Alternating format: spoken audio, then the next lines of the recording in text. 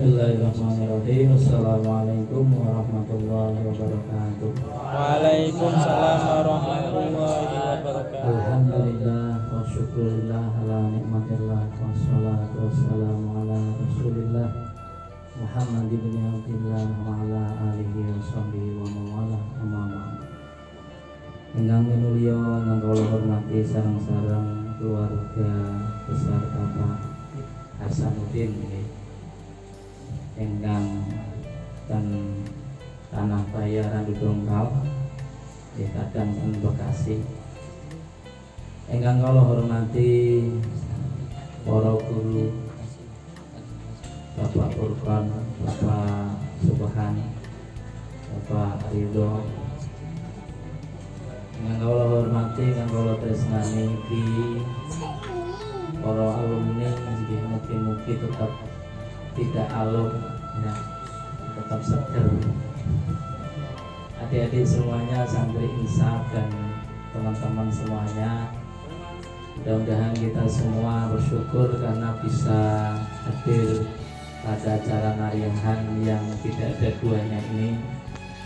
Perjalanannya sungguh nikmat sehingga saya sampai kesasar-sasar karena terkesima oleh sawah yang hijau, sungai yang wah, acaranya bariki atus ngali jajan atus ngali yakin ngiler loh. Semerap kelihatan dan mriki niku ngiler, banyune bening seger lah. Nang paesan wis banyune bekat nggih. Ya nek nggawe salin tapi waktu naranya ndak. Jadi kita ke Tanah Baya ini sebenarnya kalau belajar sejarah kita flashback pada pertama kali asal usul organisasi masyarakat Rifaiyah itu ya berasal dari sini. Pendirinya beliau Pak Carbin, ya.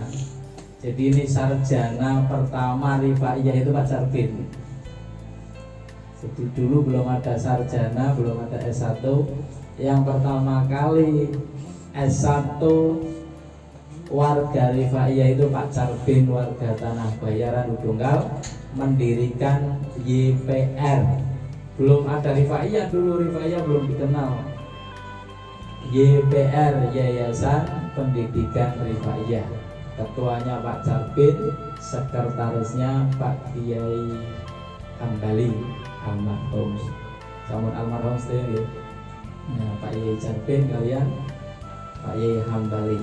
Itu pertama ada ide Tarajumah, warga Tarajumah dijadikan organisasi di tanah ini.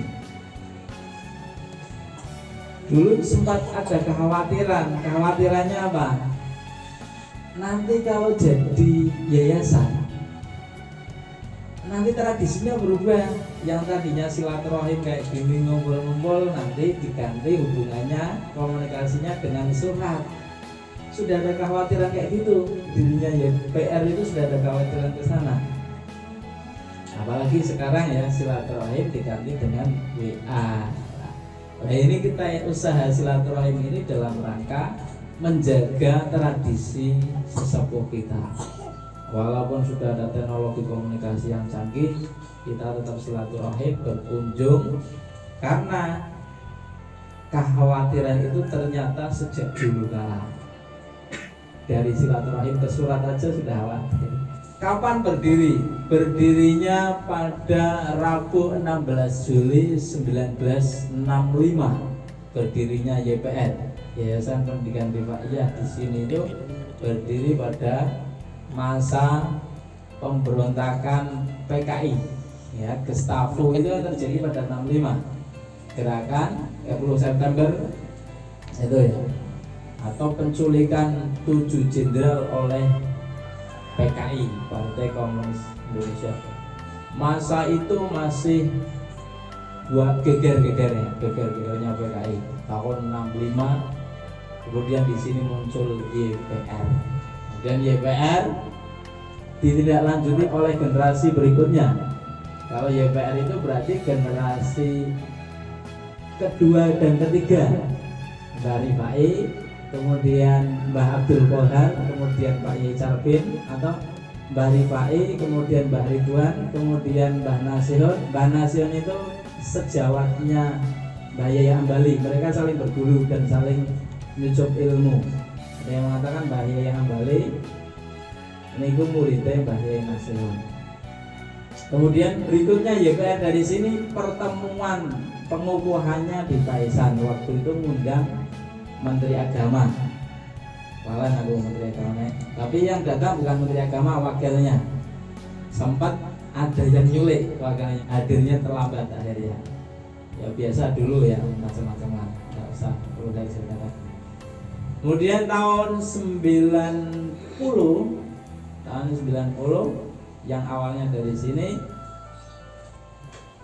generasi keempat, generasinya almarhum Bapak Kiai Haji Ahmad Syadiri bersama generasi keempat itu berarti Pak Yai Ma'ruf Sabrawi, Pak Yai Herudin Hasbullah, Pak Abdul Aziz Badri.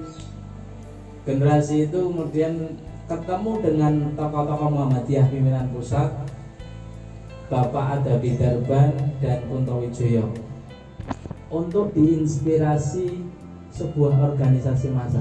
Jadi lahirnya Rifaiyah terinspirasi oleh Muhammadiyah, itu secara sejarah. Yang menginspirasi Muhammadiyah, pertemuan mereka ada di Yogyakarta, di Katamso. Katamso itu yang mana kurang tahu. Jadi yang menginspirasi Rifaiyah jadi organisasi itu awal mulanya dari sini. Yang menginspirasi tokoh-tokoh pusat Muhammadiyah, diantaranya Bapak Kunto Wijoyo. Kalau kalian nanti ketemu buku Khutbah di Atas Bukit, itu novelnya Bapak Kunto Wijoyo, atau Paradigma Islam, macam-macam banyak bukunya. Kemudian ada Bidarban, tahun 79 Pak ada Bidarban meneliti tentang Rifaiyah. Dia ke pelosok-pelosok desa, seorang pemimpin, salah satu pimpinan pusat Muhammadiyah. Dia yang mendata pertama Rifaiyah itu pada Bidarban, mendata berapa desa, berapa dusun, berapa kecamatan, berapa kabupaten itu Pak ada Bidarban, orang Muhammadiyah. Jadi jangan sampai kita sama Muhammadiyah itu lirik-lirik kita itu bersaudara sejak dulu. Mbah Dahlan bersama Mbah Hasyim Asy'ari itu muridnya Mbah Khalil Bangkalan. Mbah Khalil Bangkalan teman akrabnya Mbah Rifai. Mbah Dahlan dulu ketika nyucup ilmu sama Mbah Khalil namanya Syekh Darwis, bukan Mbah Dahlan. Kemudian Mbah Dahlan pulang mendirikan Muhammadiyah, Mbah Hasyim Asy'ari pulang mendirikan NU. Kemudian Mbah Anwar Zahid itu mbah buyutnya M. Hainun Najib Cak Nun, kemudian mendirikan Ma'iyah yang sekarang itu ya. Kemudian Imam Lapeo di Pare-Pare itu nanti ujung-ujungnya pada gerakan-gerakan dzikir yang sekarang banyak. Tarekoh itu dari Imam Lapeo. Jadi ketika mereka pulang, Mbah Hasyim Asy'ari dikasih Mbah Khalil Al-Quran, Mbah Dahlan dikasih Al-Quran. Imam Lapeo sama Nur Syahid dikasih cincin. Jadi yang cincin itu nanti bentuk gerakan-gerakan dzikir dan kajian ilmu di mana-mana. Kemudian yang Quran itu bentuk ormas. Kemudian ada yang diberikan pisang. Nanti ujung-ujungnya bentuk partai. Jadi awal mula terbentuknya negara Indonesia itu dari Mbah Khalil bersama Mbah Rifai. Ide pokoknya negara itu. Nanti kemudian mereka juga nanti ketemu sama Imam Besari. Imam Besari punya murid Cokro Aminoto. Cokro Aminoto itu yang merancang negara, karena punya murid nanti Cokro Aminoto punya murid Soekarno Hatta. Itu muridnya Cokro Aminoto. Kemudian itu proklamator Indonesia, lahirlah negara Indonesia. Jadi sing ngerancang negara bangsa Indonesia itu ya Mbah Rifai, ya Mbah Khalil Bangkalan, ya Mbah Imam Besari. Jadi tahu ya pohonnya ya. Maka kita semua harus merawat, karena itu karya mbah-mbah kita. Kita harus merawat persatuan kesatuan demi mbah-mbah kita. Saya kira itu, lain kali kita cerita lagi.